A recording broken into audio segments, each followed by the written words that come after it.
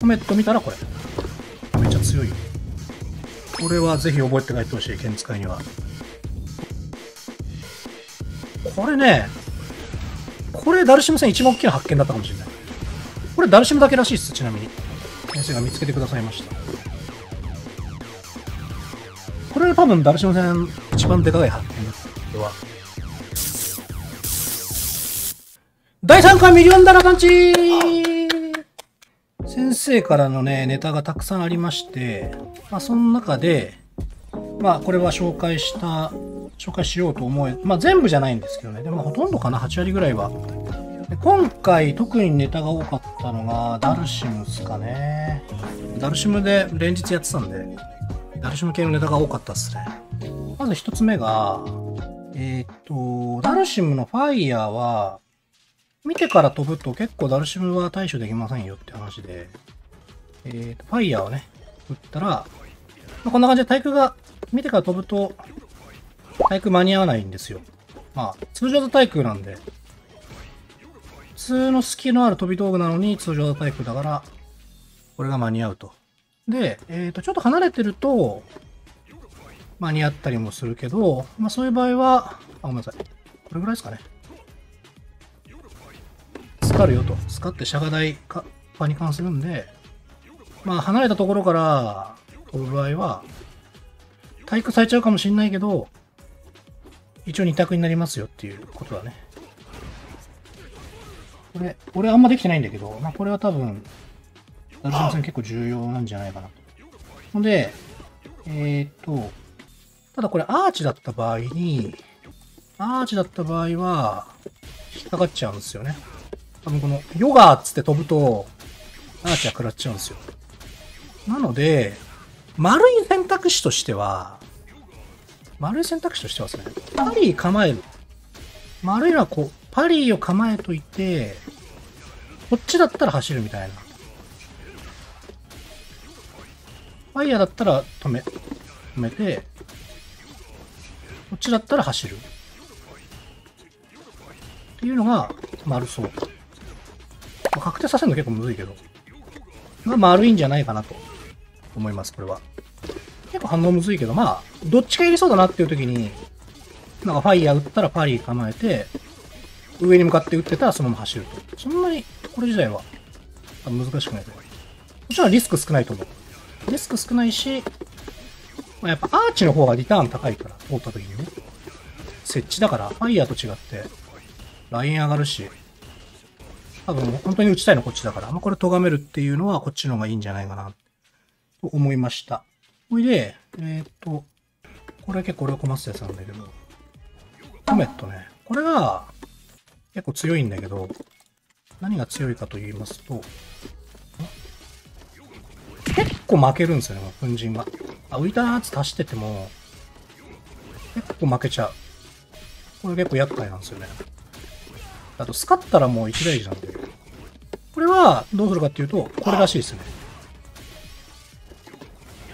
これ。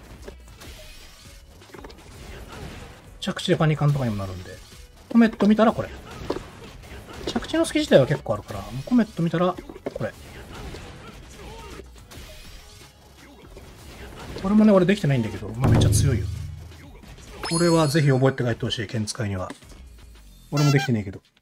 これが2個目ですね。で、もう1個が、これもね、結構対戦で見せてるんだけど、ダルシムがこう、ダウン奪った後に、寄ってきて、ここからがグラつぶしってしてくるじゃん。こうやって。やられてる人いると思うんだけど。投げと見せかけて、こうかな多分。これはね、しゃがんどいて、投げを捨ててる場合は、浮いたのを見てから、ショーパンでいけます。で、これが入ると。一応、しゃがないでもいけるんだけど、浮いた後に前に来るようにやられるとね、ダメなんだよね。誰しもつかないんだ、ありますけど。こんな感じか。多分これだとね、しゃが台じゃ落ちないと思う。そうこうなっちゃう。だから、丸いというか、確実なのは、こっちですね。リターン十分。これも、まあ、これは多分キャラ関係ないから、できるようにしといた方がいいと思う。あとはですね、こういう浮遊系に対して、結構こうやって、粉塵昇竜とかを剣使いやるんですけど、リターンがね、あんまないんですよ。800とかなんで、弱いです。で、これは、先生曰く、劉備の方がリターンが高いと。どうせやるんだったら、劉備ですせっていう。ダメージも全然違うし、あと何よりですね、粉塵昇竜って安定じゃないから、こういう感じでやられちゃうと。これ前だからまだいいけど、これ多分大パンクラカンとかもらうんだけど、これが、こっちとかだともうフルコンだからね。これフルコンですわ、これ。よく見たと思うんだけど、この状況。これも劉備だと、こんな感じで普通に返せちゃうらしくて。正面だった場合は。正面だと後ろか。反対に行かれたとしても、まあリスクがないということなんで、これは、まあ劉備がいいですよ、と。なるほどなと思いました。この劉備、リターンも高いし、リスクも小さいから劉備をやると。あとこれめちゃくちゃでかいなって思って、まあこれもう俺見してるから、俺が対戦してるの見てる人たちは知ってると思うんだけど、これですね、ドライブリバーサルが、この相打ちコン。これね、ダルシム戦一番大きな発見だったかもしれない。ダルシムって、結構なんだろう。これにゲージ回すからさ。うん。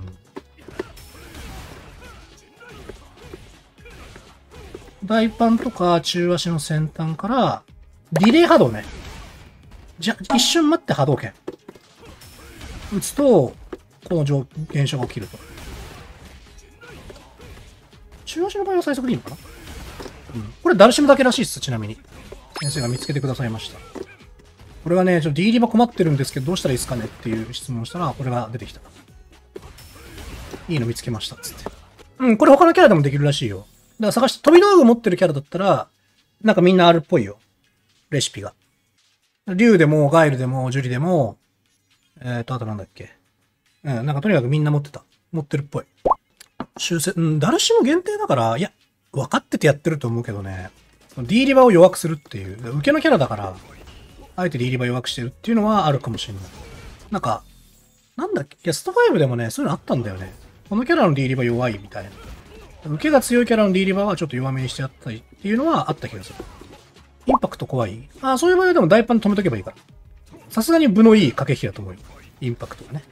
これが多分ダルシム戦一番でかい発見だったね。これは。あとは、細かいんですけど、結構端でダルシムが浮くんですよ、こうやって。浮いて選択肢を取ろうとするときに、さっきみたいに大パンを打ってることが多いのかって。端で行くと特にね。そこで引っかかるのがあって。これよくあるの。この状況結構あるんだけど、俺はね、これ大少量にしたんだけど、こうか。これは大少量にしたんだけど、ジャグ陣雷入るっぽいっす。なんで、まあ、ちゃんと最大取っていきましょうと。ですね。ジャグ陣雷が入ります。あとは、まあ、これはね、ダルシム限定じゃないんだけど、まあ、リーチが長いキャラ用の、ネタというか、なんだけど、例えば、当たった時だけ陣雷が出ますよっていう。